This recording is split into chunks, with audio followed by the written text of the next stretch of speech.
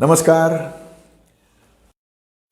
आपल्या या दुर्ग कार्यक्रमामध्ये आज मी तुमच्याशी गप्पा मारणार आहे त्या अशाच एका आगळ्या वेगळ्या किल्ल्याबद्दल. त्या किल्ल्याचं नाव आहे कोर्लई. कदाचित तुम्हाला असं वाटत असेल की सिंहगड, राजगड, पुरंदर, रायगड, पन्हाळगड, विशाळगड, सिंधुदुर्ग अशा किल्ल्यांबद्दल का नाही. त्याच्याबद्दल खूप माहिती आहे हो. ज्या किल्ल्यांची फारशी माहिती नाही पण माहिती असायला पाहिजे अशातला हा एक किल्ला आहे कोर्लई. माझे एक प्रचंड आवडते लेखक पंडित महादेव शास्त्री जोशी, त्यांचं प्रत्येक पुस्तकच मला आवडतं. म्हणजे महाराष्ट्राची धारातीर्थे बघावं का नक्षत्रलोक बघावं का आत्मपुराण बघावं का कुठलं पुस्तक बघावं, तर त्याच्यामध्ये महाराष्ट्राची धारातीर्थ या पुस्तकामध्ये महादेव शास्त्री असं म्हणतात, कुंडलिकेनी सिंधुसागराला आलिंगन दिलंय. कुंडलिका ही जी आपल्या तामिनी घाटात उगम पावते, रोह्यावरनं अशी पुढे साळा त्या तिथे ती समुद्राला मिळते, तर आलिंगन दिलंय. ती सागरावर एक तीर्थोपाध्याय बसलेला आहे आणि डोंगराचा एक नांगराच्या फाळासारखा फाळ समुद्रात घुसला आहे आणि त्याच्या टोकावर हा कोर्लईचा किल्ला आहे. त्या किल्ल्याकडे आपण जायला लागलो. म्हणजे महादेव शास्त्री जोशी असं म्हणतात, आपल्याला झाडांची हिरवळ नाची आडगळ, जणू काही संन्यस्त वृत्तीने ध्यान धरून बसलेला हा एक संन्यस्त ज्ञानयोगी तिथे बसलेला आहे. महादेव शास्त्र्यांनी या कोर्लईच्या किल्ल्याचं वर्णन केलं आहे. अनेक किल्ले पाहण्यासारखे आहेत पण त्यात आगळी वेगळी वैशिष्ट्ये असणाऱ्या किल्ल्यांपैकी हा कोर्लईचा किल्ला आहे. का तर हा समुद्र किनाऱ्यावर असलेला किल्ला आहे. आत्ताच मी त्याच्याबद्दल बोललो. कुंडलिकेची जी खाडी आहे त्या खाडीच्या तोंडाशीच आहे हा समुद्राच्या काठावर असूनही तो डोंगरी किल्ल्यासारखा आहे. म्हणजे साधारणतः एक 83 मीटर त्याची उंची आहे, 200-2.25 फूट त्याची उंची आहे. म्हणजे काहीच नाही, एक 15-20 मिनटात आपण कुठल्याही बाजूने चढलो तरी वर जाऊन शकतो. हा आज जो आपण किल्ला बघतोय हा पोर्तुगीजकालीन किल्ला आहे. पोर्तुगीजांनी उभारलेला किल्ला आहे. त्या जागी आधी एक किल्ला होता, तो त्यांनी पाडून टाकला, त्याच्याबद्दल नंतर बोलेन मी. तर पोर्तुगीजांनी बांधलेल्या डोंगरी किल्ल्यातला हा एक दुर्मिळ प्रकारचा किल्ला असं आपण म्हणू. पोर्तुगीजांचे बहुतेक सगळे किल्ले हे भुईकोट आहेत किंवा समुद्राच्या काठावर असणारे भुईकोट आहेत किंवा बेटावरचे किल्ले आहेत. साधारणतः 300 मीटर त्याची लांबी आहे किल्ल्याची आणि 30-35 मीटर जास्तीत जास्त रुंदी ही त्याची आहे आणि 7 टप्प्यांमध्ये तो आहे. म्हणजे हे मगाशी जी जास्तीत जास्त उंची सांगितली त्या गडमाथ्यापासनं पायथ्यापर्यंत जणू काही एखादी अशी तटबंदीची त्या कड्याच्या सोंडेला अशी माळ घातल्यासारखं दोन्ही बाजूनी भिंती बांधल्या आहेत आणि त्या अगदी समुद्रापर्यंत जातात आणि याच्यामध्ये 7 वेगवेगळे टप्पे आपल्याला बघायला मिळतात. किल्ल्याच्या तटबंदीत 4 आणि आतल्या भागामध्ये 7 असे 11 दरवाजे आपल्याला या इथे पाहायला मिळतात. प्रत्येक दरवाजाची खुबी वेगळी आहे, त्याच्याबद्दल फार बोलता नाही येणार आता. आणि त्याची जी भिंती आहेत त्या भिंतीमध्ये 305 जंग्या आहेत. म्हणजे त्यातनं ठसणीच्या बंदुका किंवा बाण किंवा भाले किंवा गरम पाणी शत्रूवर ओतायचं, म्हणजे ढकलत होतो. त्यासाठी जी भोकं त्यात तो टाकणारा माणूस मारणारा माणूस लपून राहू शकतो आणि शत्रू मात्र त्या भोगामुळे त्याला दिसत असतो. त्या जंग्यांचे पण वेगवेगळे प्रकार आहेत. तुम्ही कधी सिडने टॉयचं strongholds of India, fortified cities of India history वाचली तर त्याच्यामध्ये तुम्हाला जंग्यांचे प्रकार पण बघायला मिळतील. आता तो दुर्ग जिज्ञासा म्हणून माझं जे पुस्तक आहे त्याच्यामध्ये मी त्या जंग्यांचे प्रकाराबद्दल लिहिलं आहे. तर 300पेक्षा जास्त जंग्या या एवढ्याशा किल्ल्याच्या भिंतीमध्ये आपल्याला बघायला मिळतात. भूगोल शास्त्राचे जे अभ्यासक आहेत त्यांच्या दृष्टीने ही जागा म्हणजे एक वेगळा आविष्कार आहे. टोम्बोल भाषेमध्ये म्हणतात त्याला. त्याचं मराठी जर भाषांतर करायचं असेल तर सेतू रचना असं त्याला म्हणता येईल. काय ते समुद्रामध्ये एखादा किनाऱ्याच्या जवळ प्रचंड मोठे किंवा उथळ बेट असेल तर ते बेट असल्यामुळे समुद्राच्या लाटांबरोबर वाहून आणली जाणारी वाळू त्या चौपाटीवर समुद्रकिनाऱ्यावर पोचत नाही. मग ती कडेनी यायला लागते आणि अशी दोन बाजूनी येत येत येत ते बेट हे त्या वाळूच्या दांडाने मुख्य जमिनीला जोडलं जातं. भूबद्ध सेतू, हा सेतू त्याला टोम्बोलो असं म्हणतात. टोम्बोलोची 2 उदाहरणं महाराष्ट्रात बघण्यासारखी आहेत. आणखी आहेत पण ही सहज बघता येण्यासारखी आहेत. कोर्लई आणि विजयदुर्ग. तर हे त्याचा अभ्यास करायचा आहे. त्यांनी इथे यायला काही हरकत नाही. इथेही 8-9 शिलालेख आहेत. पोर्तुगीज भाषेतले आहेत. म्हणजे हा किल्ला नंतर दुसऱ्या राजवटींकडे गेला तरी ते शिलालेख शाबूत राहिले होते. आता काही त्यातले पडलेत, काही पावसाच्या माऱ्यामुळे झिजलेत, पण आहेत, बघण्यासारखे आहेत ते. त्याचाही अभ्यास करणे. या किल्ल्यावर आजमितीस 24 तोफा आहेत. सध्या महाराष्ट्र राज्याचे जे संचालक त्यांनी रायगड जिल्ह्यातल्या 4 किल्ल्यांच्या तोफांबद्दलचं एक पुस्तक आहे. त्याच्यामध्ये या कोर्लईचा नकाशा आणि त्या 24 तोफा नेमक्या कुठे कुठे आहेत त्याची माहिती दिली आहे. प्रत्येक तोफेची लांबी, रुंदी, त्याचं आतलं म्हणजे आतला डायमीटर, बाहेरचा डायमीटर, त्याच्यावर काही चिन्ह अंकित केलेली असली तर ती, अशी सगळ्या बारकाव्याची त्यांनी त्यात अभ्यास. त्याच्यात एक गंमत अशी की तोफातल्या या मुद्दाम सापडवून बघण्यासारख्या आहेत. तोफेचं जे तोंड शत्रूकडे असतं त्यातनं गोळा बाहेर पडतो, तोफगोळा बाहेर पडतो. त्याची जी विरुद्ध बाजू असते तिथे अगदी टोकाला असा एक गोलाकार भाग असतो. त्या गोलाकार भागाला धरून आपण तोफ त्या गाड्यावर हलवू शकतो. म्हणजे या बाजूला ते तोंड करायचं आहे, त्या बाजूला तोंड करायचं, ते गाड्यावरनं अशी ती. आणि ते जे हात असतात त्याचे, म्हणजे तोफेला 2 भाग आलेले असतात, ते गाड्यावर रचलेले असतात. ती तोफ अशी वळवता येते. ती वळवण्यासाठीचं हे हँडल आहे. त्याचा आकार कुत्र्याच्या तोंडासारखा आहे. अशा 3च तोफा आहेत महाराष्ट्रामध्ये आणि त्या या कोर्लई किल्ल्यावर आहेत. तर कोर्लई किल्ल्यावर या 24 तोफा आहेत. त्यातली या 3 तोफा मी आत्ता नेमक्या कुठे आहेत, त्या अगदी शेवटच्या बुरुजावर 2 आहेत, म्हणजे अगदी वरच्या बुरुजावर. तर तेवढं मी आत्ता हिंट देऊन ठेवतो, तुम्ही जाऊन त्या शोधा. 3 तोफा आहेत तिथे.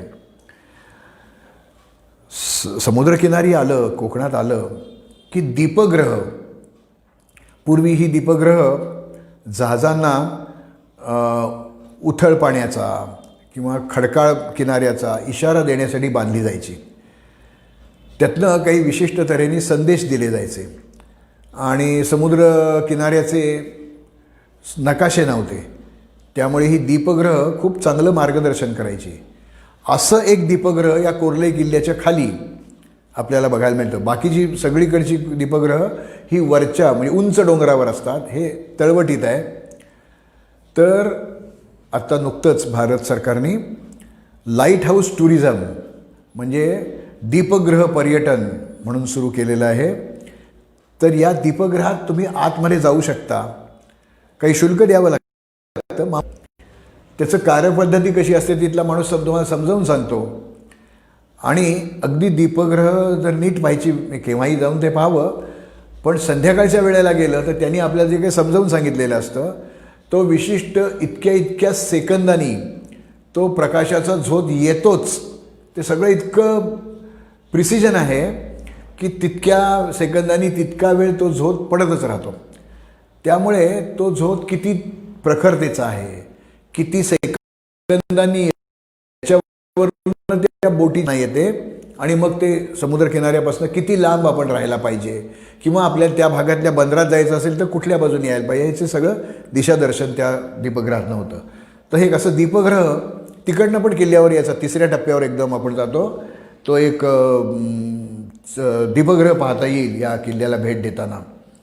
आणि वरच्या बाजूला माद्री द देऊस आणि एक महादेव मंदिर अशी 2 धार्मिकदृष्ट्या पूजनीय ठिकाणं ही अशी तिथे आहेत. मग एवढ्यासाठीच यायचं का इथे तर नाही. मी अजून काही वेळाने तुम्हाला कोर्लईचा मला मोह का पडतो याच्याबद्दल मी सांगेन. कोर्लई मगाशी मी त्या कुंडलिकेचा सांगितलं तर कुंडलिका ही वाहत वाहत येते आणि पश्चिमेला समुद्रात मिळते. त्याच्या उत्तर किनाऱ्यावर रेवदंडा आहे आणि दक्षिण किनाऱ्यावर हा कोर्लईचा किल्ला आहे. हे दोन्ही पोर्तुगीज निर्मित किल्ले आहेत. पूर्वी चौल हेच गाव महत्त्वाचं होतं. म्हणजे याचा उल्लेख सातवाहन काळाच्याही पूर्वी काळापासून आपल्याला उल्लेख मिळतो. नंतर मग पाश्चात्यांच्या लिखाणामध्ये त्याचा चेऊल सेमू असे उल्लेख मिळतात. मध्यंतरी पुरातत्व खात्याने आणि डेक्कन कॉलेजच्या लोकांनी तिथे उत्खनन केलं चौलला. तिथे सातवाहनकालीन आणि सातवाहन पूर्वकालीन अवशेष सापडलेले आहेत. तर हे त्या आता या नदीवर जाण्या येण्यासाठी पूल बांधलेला आहे. साळावचा पूल असं त्याला म्हणतात. तर त्या साळावच्या पुलावरनं आपण पलीकडे गेलं किंवा पलीकडनं येतानाच तिथे एक फार सुरेख बिर्लांनी बांधलेलं एक गणेश मंदिर आहे. आणि तिथे एक तेंडुलकर शाळा नावाची एक शाळा आहे. त्या शाळेच्या आवारामध्ये एक असा स्तंभ उभारलेला आहे. आणि तो स्तंभ 1466 म्हणजे 15व्या शतकाच्या मध्यानंतर एक रशियन प्रवासी भारतात आला होता, अफनासी निकितन. तो रशियातनं तो कसा आला काय माहिती, पण तो आला होता तिथे. त्याची प्रवास वर्णन. आणि मी एकदा गेलो होतो त्या भागामध्ये. त्यावेळेला काही गोरी मंडळी तिथे मला त्या स्तंभाच्या इथे येऊन काहीतरी बघत होते. ते मी गेलो. स्तंभ मला माहिती होता मंडळी आहेत. तर मी त्यांना विचारलं, आपली भाषा विचारलं. त्यांना काय म्हणजे अडाणीपणा त्यांचा मला कळला. मग मी इंग्लिशमध्ये विचारलं. त्यांना इंग्लिशही येत नव्हतं. तेवढ्या म्हणाला काय काय झालं तर म्हटली कोण मंडळी आहेत. तो त्यांचा दुभाषा होता. तो म्हणाला त्या अफनासी निकितांचाही वंशज आहे. त्वेरे नावाचा जो प्रांत आहे रशियातला किंवा सुभा आहे, तिथनं ही मंडळी आपल्या पूर्वजांचं स्मारक भारतीय लोकांनी इथे केलं आहे म्हणून ती पाहायला आलेली आहेत. तर एक मी छानपैकी फोटो पण घेतला. हे ही जी साळावच्या तिथली खाडी आहे कुंडलिकेची, गुढी पाडव्याच्या दुसऱ्या दिवशी तिथे शिडाच्या होड्यांची एक शर्यत असते. कोकणातल्या अनेकल्या वेगवेगळ्या भागातून सुद्धा मंडळी तिथे त्या आपापल्या होड्या घेऊन येतात तिथे. आणि आग्रा पूर्वपाडा दर्यासागर मित्र नावाचं एक तिथे मंडळ आहे. ते हे सगळं त्याचं नियोजन करतं. केरळच्या त्या ओणम त्या होड्यांच्या शर्यतीची जागतिक चर्चा होते. पण गुढीपाडव्याच्या दुसऱ्या दिवशी होणाऱ्या या देशी विचारांनी निर्माण झालेली प्राचीन परंपरा असलेली होड्यांची शर्यत आपल्याला माहिती पण नसते. तर तुम्ही जर कधी गुढीपाडव्याला कोर्लईला गेलात तर मुद्दाम थांबा तिथे आणि ती होड्यांची शर्यत बघण्यासारखी असते. आणि त्याला काही फार मोठं gold medal, silver medal, bronze medal असलं काय ऑलिम्पिकसारखं नसतं. पण तरी लोक हौसेने आणि हौसेने करतायत ही मंडळी. त्यांना त्याच्यासाठी काही फार आमिषं मोठ्याली दाखवलेली नाही आहेत. आपल्या देशी मंडळींनी शोधून काय पण पाहायला पाहिजे. कोर्लई किल्ल्याबद्दल मी बोलायला कदाचित वेळ मिळणार नाही म्हणून हे आधी सांगून टाकतो. कोर्लई गावात तुम्ही कुठेतरी कुणाच्याही घरात जा, त्यांना मराठी येतं आणि मग आपण काहीतरी विचारलं की ते आपापसात काहीतरी बोलतात. ते सगळं आपल्या डोक्यावरून जातं. काय बोलतात हेच कळत नाही. तर लिंग त्याचा शब्दशः अर्थ आपली भाषा असा होतो. हे जे कोर्लई गाव आहे त्या गावामध्ये एक 1000 माणसं फार तर असतील. त्या 300-400 कुटुंब आहेत. त्या 1000 माणसांची फक्त ही भाषा आहे. जगाची लोकसंख्या ही जर आपण बघितली तर त्या तुलनेमध्ये हे अगदीच कमी प्रमाण आहे. पण त्या नॉलिंग भाषेबद्दल मला कुतूहल होतं. ते काय बोलतात, कसे बोलतात, ही आली कशी, त्याच्याबद्दल मी त्या लोकांशी गप्पा त्यांना मराठी येतं. आणि तिथला जो किराण्याचा दुकानदार आहे, मारवाडातनं तो तिथे आलेला आहे, किराण्याचं दुकान आहे त्याचं. तर त्या लोकांव्यतिरिक्त फक्त त्यालाच ती आपल्याला ती कळत नाही. आता तो आपल्याला काही मार्गदर्शक व्यवसाय. तर काय झालं की त्या लोकांची जर आडनावं आपण बघितली तर रोजारिओ, डिसूजा, परेरा, मार्तीस, रॉड्रिग, वेगास, रोचा, पेना, गोम्स अशी त्यांची आडनावं आहेत. हे ख्रिश्चन लोक आहेत. त्या लोकांचं एक चर्च आहे तिथे. आणि रविवारी तुम्ही जर गेलात ते सगळी मंडळी त्या चर्चमध्ये जातात. आपण त्यांना विचारलं कुठे चाललाय, नमाजाला.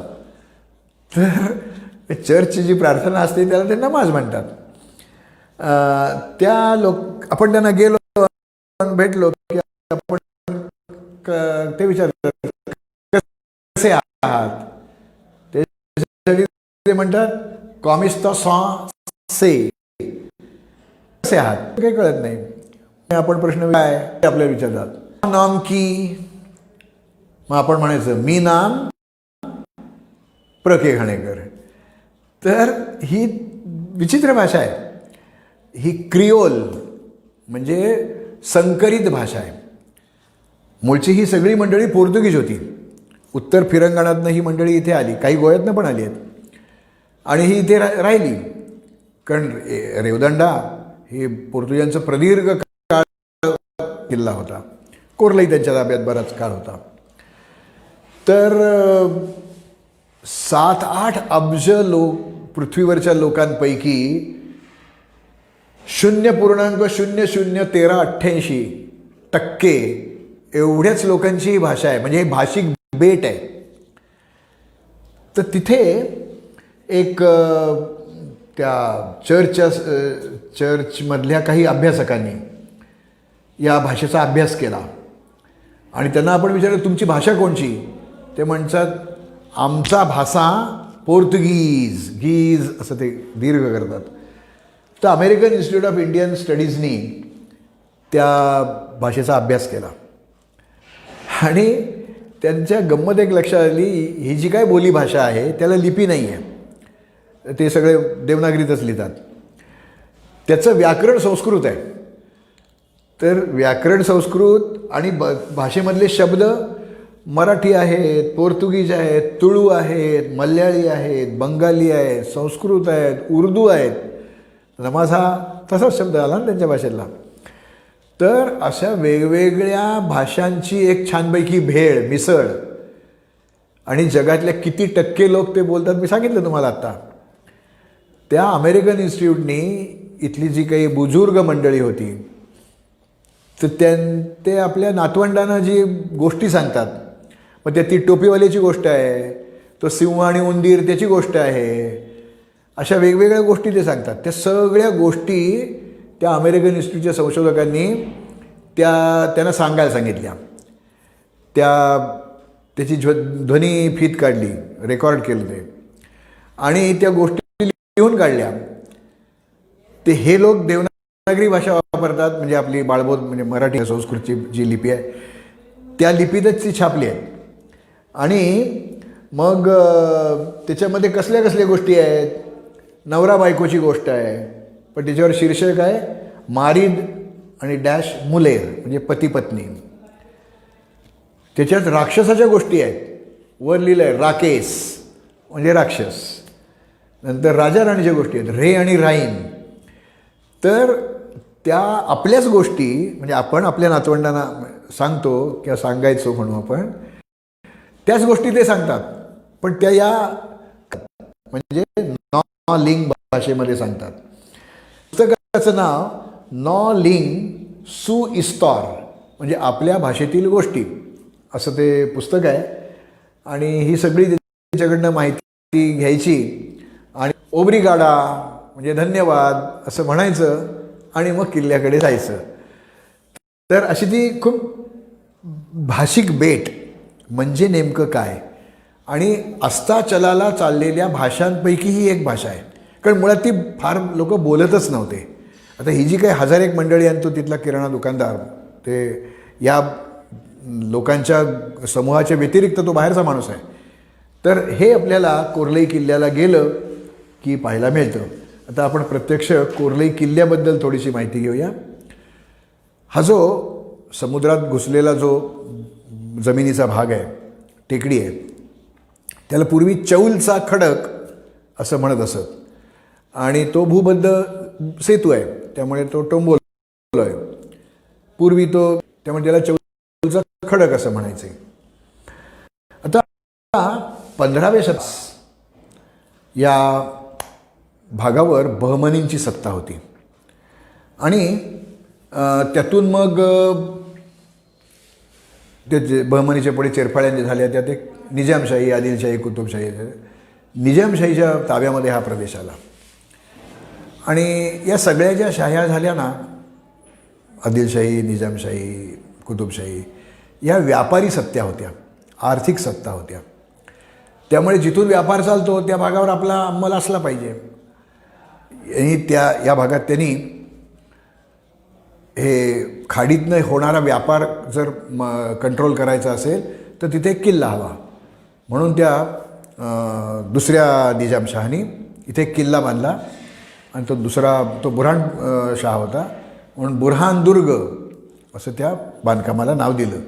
तो नेमका त्यांनी खालच्या भागात बांधला का वरच्या भागात बांधता येत, कारण त्याचे अवशेषच शिल्लक नाहीत. पुढे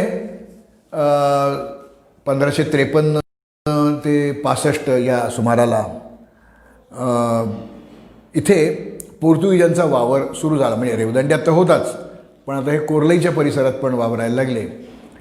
त्यांनी त्या निजामशहाला विनंती केली की आम्हाला इथे एक छोटीशी वखार बांधायची परवानगी द्या आणि एक धक्का म्हणजे जेटी.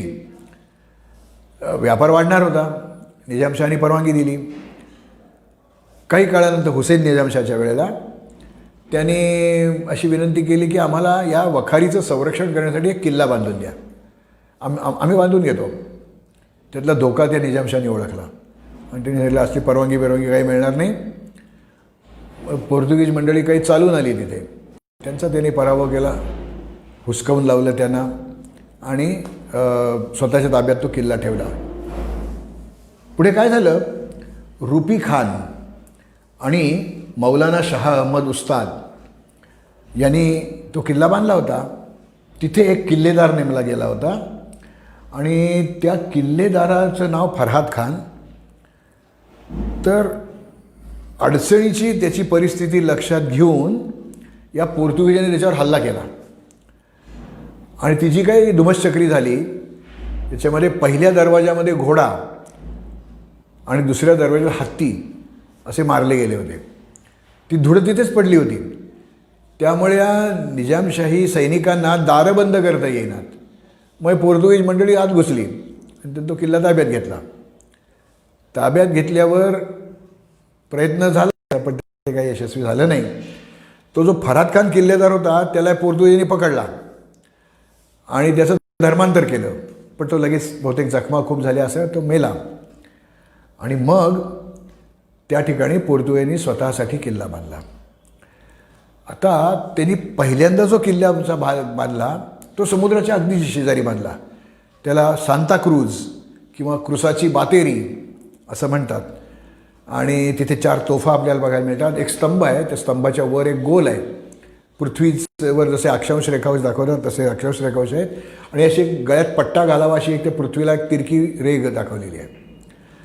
पूर्वी त्याच्यावर आणखीन काही सिंहाचं एक चित्र होतं, म्हणजे पुतळा असावा छोटा, आता नाही येते काही उल्लेख मिळतात पुस्तकात. तर पोपनी स्पेन आणि पोर्तुगालमध्ये पृथ्वीचे जे 2 भाग करून दिले, तुम्ही या भागामध्ये राज्य करा, तुम्ही या भागामध्ये राज्य करा, तर ती तिरकी रेख त्याच्यात ते आपल्याला दाखवते. तो एक तिथे पृथ्वी गोल हा तिथे बघायला मिळतो. आणि मग तिथून आपण किल्ल्याकडे वर चढत चढत चढत एक टप्पा पार करत यायला लागलो की ते 7 टप्पे आहेत. चढण अतिशय सोपी आहे. मधल्या 2-3 ठिकाणच्या पायऱ्या मधल्या निसटल्या आहेत, पण जाणं काही फार अवघड नाही आहे. आणि याला किल्ला का म्हणावं, म्हणजे इकडे हात लावून अर्ध्या मिनिटाच्या आत पलीकडच्या तटबंदीला हात लावता येईल इतकी अरुंद तटबंदी पण तिथे आहे. अगदी वरच्या भागामध्ये वर्ण जमीन म्हणजे कातळ आणि मध्ये भोक अशा तऱ्हेची 3 पाण्याची टाकी आहेत. खूप प्रचंड टाकी आहे, पण त्या टाक्यामध्ये पाणी पण स्वच्छ आहे. ते काढता येत नाही आपल्याला. आपल्याजवळ बादली आणि दोर जर असेल तर ते पाणी आपल्याला काढता येतं. गोड्या पाण्याचा तो एकमेव स्रोत पिण्याच्या पाण्याचा हा तिथे आपल्याला बघायला मिळतो. या ठिकाणी आपण जर आणखीन या किल्ल्याबद्दल बघत गेलं तर तिथे माझ्या शेजारी एक शिवालय आहे ते आहे आणि एक लाल चाफ्याचं झाड आहे. लाल चाफा हा पोर्तुगीजांनी आणलेला आहे आणि बेलाचं झाड कारण शिवमंदिर आहे. म्हणजे दोन्ही लोकांच्या धार्मिक लोकांनी आपापल्याला हवी ती झाडं तिथे लावलेली आहेत. हे आपल्याला या ठिकाणी बघायला मिळतं. इथे 7-8 शिलालेख आहेत असं मी तुम्हाला मगाशी म्हटलं. त्याच्यामध्ये ते लॅटिन किंवा पोर्तुगीज भाषेमध्ये असणारे शिलालेख आहेत. एका ठिकाणी असा अर्थाचा तो लेख आहे, none passes me but fight. माझ्याशी लढल्याशिवाय इथे पुढे कोणी जाऊ शकत नाही. None passes me but flies, म्हणजे उडूनच फक्त जाता येईल किंवा फक्त माशांना जाता येईल, घरातल्या माशा त्यांनाच जाता येईल. आणखी एक तिथे शिलालेख होता, तो आता पडला आहे खाली. तिथे असं लिहिलं आहे की माझ्याशी लढल्याशिवाय इथून वर जाता येणार नाही, असं जो पोर्तुगीज भाषेमधला शिलालेख आहे. आता या कोर्लई किल्ल्याला ज्या वेळेला मंडळी जातात त्यावेळेला बऱ्याच जणांना इथे आजूबाजूला काय आहे त्याच्याबद्दल मी नेहमी सांगतो. तसं मी असं ठिकठिकाणी गेलो की मला तिथे जसं पुण्यात आलं की चितळ्यांची भाकरवडी ती घ्यावीच लागते ना पाहुण्याला. इथे गेल्यावर काय मिळेल तर तिथे इतकी सुरेख मिळते, तोंडात घातली की विरघळते. आणि बियांची किंवा अत्यंत कमी बियांची वांगी तिथे मिळतात आणि खूप मोठ्या प्रमाणामध्ये बोरं मिळतात.